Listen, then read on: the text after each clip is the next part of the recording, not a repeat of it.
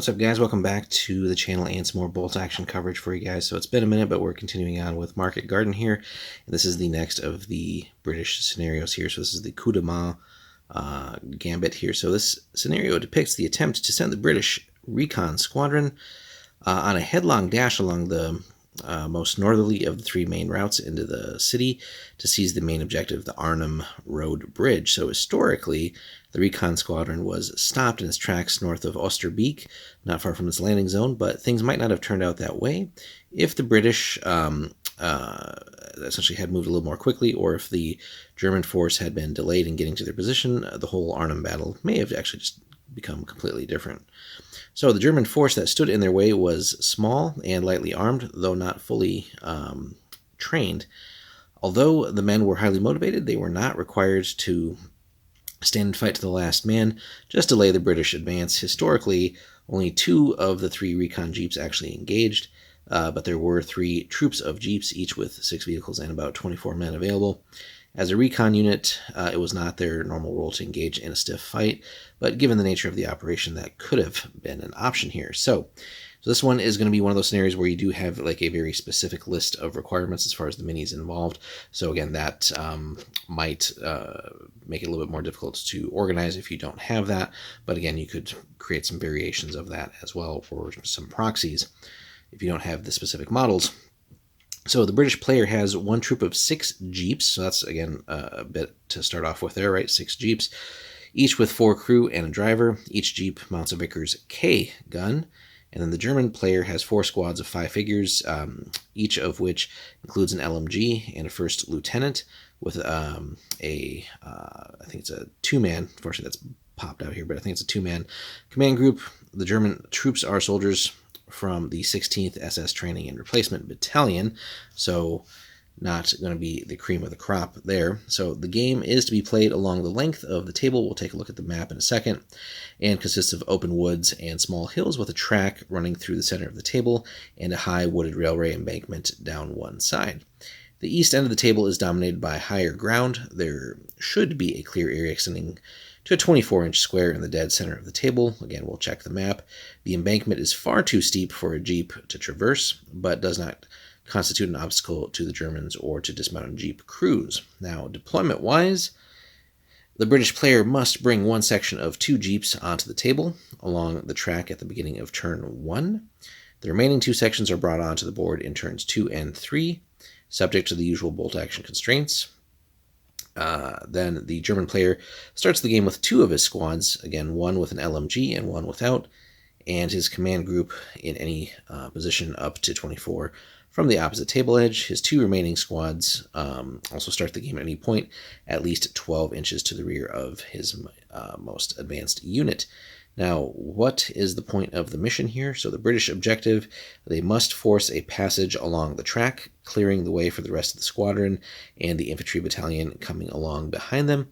The Germans, in contrast, must try to prevent them from doing so and impose as much of a delay as possible on the advancing enemy. So we'll be right back. We're going to take a look at the map and then achieving specific victory conditions. Alrighty, guys, so we're back here. So this is the map layout for the Coup de Main Gambit. So again, you got wood spread out a little bit on the sides here, then towards the German deployment area, kind of somewhat walled off, except for the path that, again, kind of bisects the long table side. Then we have that sort of area there where we see the Allied deployment point and then the German area as well. So on the first turn here, the 2 German units closest to the enemy start the game in ambush, and then the first British jeep section can be given any order, so they could, run essentially and jet up the board as well. Game duration, so speed is the essence in this situation, so the game is limited to 6 turns, which, again, so basically a normal game here, so no other specifics there, so, you might have expected this to maybe be a little bit of a shorter scenario or anything like that, but again, 6 might not even really go to 6 given some of the things involved. But anyway, victory then is achieved. The British must secure the route by destroying all German units that are in a position to fire on the track. Again, the Germans don't really have that much in this scenario, so just 4 5-man squads, and then the command squad. Anything else is a German victory. So basically, even one German unit survives, essentially, then the British don't win. So finding what little cover there may be will be a key there, and sort of, again, being very careful with your very limited forces for the German player. Now, the British objective is to drive the Germans out of their positions in order to allow the balance of the recon squad to continue their journey into Arnhem, and the German objective is to prevent them from doing so for 4 turns without sustaining unacceptably heavy casualties. Any German squad which is reduced to oh man, that's unfortunately blocked out there, but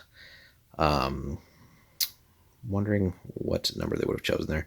I would assume probably less than half, so I would say probably two men is assumed to have withdrawn from the fight and removed from the table there. If anybody has the regular book without having spiral bound it, unfortunately, let us know in the comments, guys. I'm guessing it's 2. 3 would be too easy, I think, and the Germans would certainly be very put in a hard spot to even really compete in that scenario if they've just got the 5-man squads. So, and again, excuse me, given that it still says men, so I'm going to assume, yeah, it's not going to say just 1, otherwise it'd be man. So I would have to hope with 5-man squads, 2. Now, that does make it interesting for the command squad, though. But again, if you have that, the full little bit of text there, unfortunately, that's kind of the downside of sort of spiral binding sometimes. But let us know, guys, in the comments. But so it's interesting here because it does say the game is limited to 6 turns, but then here doing so for 4 turns. So again, I don't know.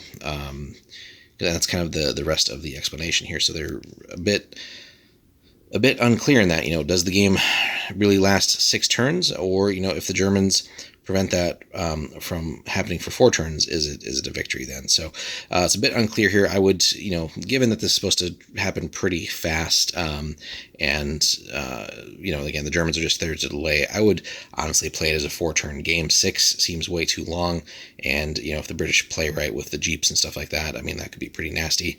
But again, on the other hand, the Germans do have multiple LMGs. So it's just interesting, but I would just play this as a 4-turn game. Let us know, guys, which route you have gone with that, and what your successes or failures have been on either side of this, whether it's the Germans or the British, and any other ways that you could think of this scenario being modified to make it a little bit more interesting in some ways too. Again, doing this as a night scenario could be all kinds of fun as well, or just in other inclement weather conditions or other theaters as well. So again, a very interesting concept, a quick little raid to push into enemy territory here, while the enemy is sort of just buying for time with very, very limited resources. So again, a fun scenario idea, but again, a little bit of confusion here with the game duration. So whether it's 6 or 4 turns, but something that you can probably test out over a couple of plays. This doesn't seem like it would be a very long scenario in either case. So let us know in the comments what you guys think. Again, this is the Coup de Main or Coup de Main Gambit for the Market Garden campaign for bolt action. Leave us a like and a subscribe, guys. We'll have more for you soon. Take care.